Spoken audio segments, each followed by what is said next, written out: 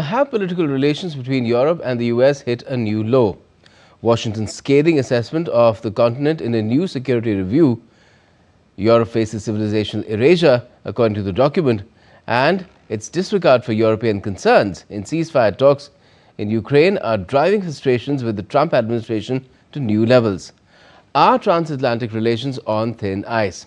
Let's ask DW's Stephen Beardsley joining us from Berlin. Well, hi, Stephen. The Trump administration has really had much good to say about Europe. Is the latest US national security strategy document any surprise?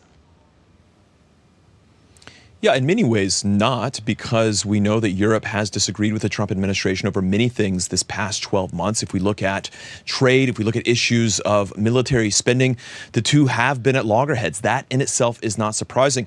What's shocking about what we've seen over the past weeks from the perspective of Europeans is that it unveils this kind of rift in the worldview between the two sides that sometimes surfaces, but more recently had been covered up.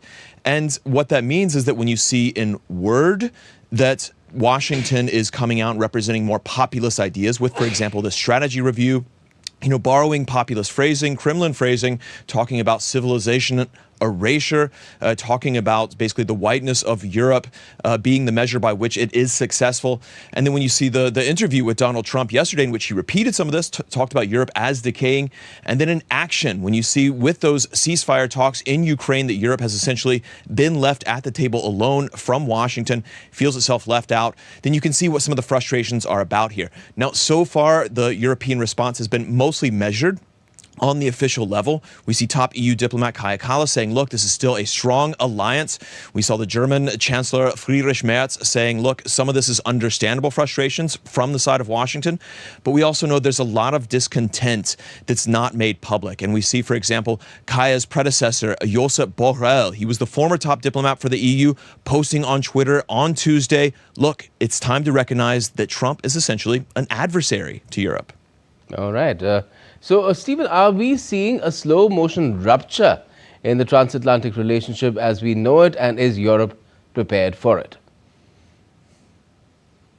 Yeah, I think one of the things is when you look at the rest of that strategy review document and you sort of understand it as a whole, you realize that Washington really does want transactional relationships with former allies. It's less interested in values-based or ideas-based alliances that maybe former American administrations found with Europe. And Europe itself, many leaders would admit, have admitted that strategically Europe has not lived up to its expectations when it comes to things like military spending. And so Europe does have itself to blame in some of these circumstances.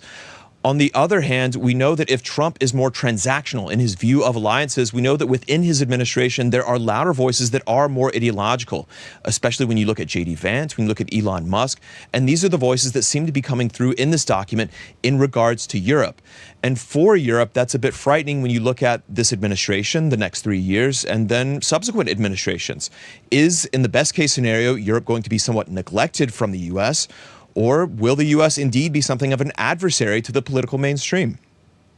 Yes, certainly. And it does look like Europe has a lot of preparation to do to be ready for the kind of worldview Trump is projecting, provided it stays beyond his term. Thanks a lot for joining us for the moment.